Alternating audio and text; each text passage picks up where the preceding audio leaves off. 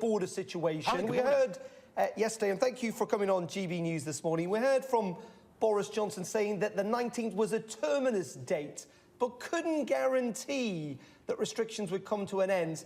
And that's the fear, isn't it, that these dates just get shifted back and back, and it means more uncertainty? Yeah, no, I can completely understand and sympathise. It's disappointing that we weren't able to move ahead to stage 4 on the 21st. But the extra time that we're going to take will make sure that we can vaccinate as many people as possible, build up that level of immunity, so we can be pretty confident that on the 19th of July, we can lift other restrictions and get as much of life back to normal as possible. So it's interesting that you say lift other restrictions, but so we're not talking about essentially what we thought we were talking about next Monday, which is all restrictions go altogether. You seem to be suggesting that we'll get some more freedoms back, but not necessarily life back as normal. No, we want life to be as normal as possible.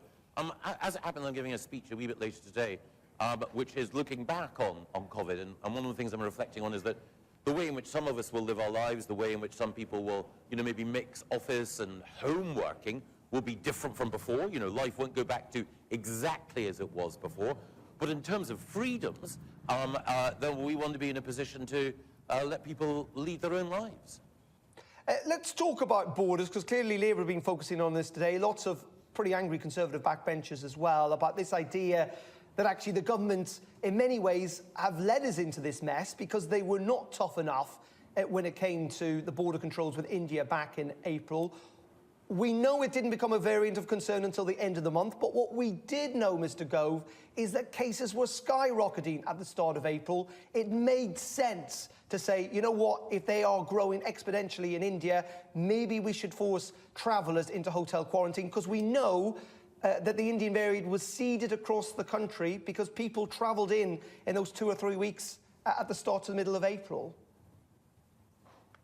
Yeah, no, the advice that we had, you're quite right, the advice that we had from the Joint Biosecurity Centre and all the people who were monitoring this was that actually there was a higher positivity rate from people returning from Pakistan and Bangladesh, so they were put on the red list earlier. And then we put India on the red list later that month. And you're quite right. It was the case that the Delta variant wasn't identified as a variant under investigation or a variant of concern until later. So, again, you can only make decisions based on the information that you have at the time. It's possible to look back with the gift of hindsight and say, well, you should have or you could have done that. But, based on the information that we had at the time, there was, as I say, it was not the case that the Delta variant had been identified as a variant of concern. Mr. Gove, just to ask about, though, what's going to happen in terms to regards to supporting businesses, because, these restrictions are now going to carry on. I know my local pub round the corner can open up because they cannot socially distance.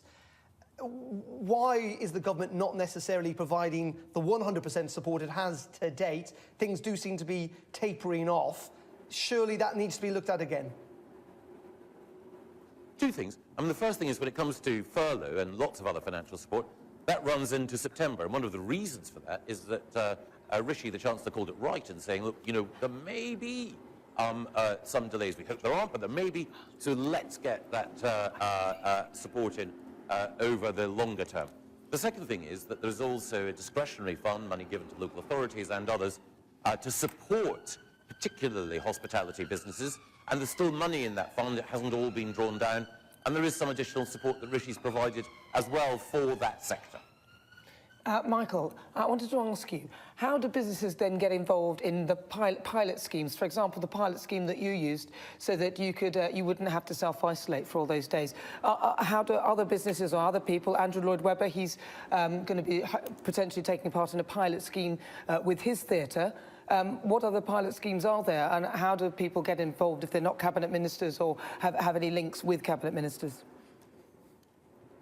Well, there are two different pilot schemes there. The first one is one in which tens of thousands of people are taking part, and it enables people, if they've been pinged by NHS Test and Trace, to continue to go to work, provided they take a lateral flow test at the beginning of the day. But it's important to stress that that pilot also means that when you're not working, you do have to self-isolate. So people taking part in that pilot, like myself, had to self-isolate over the weekend, weren't allowed out for social events. Apart from going to work, you could only really go out for essential groceries.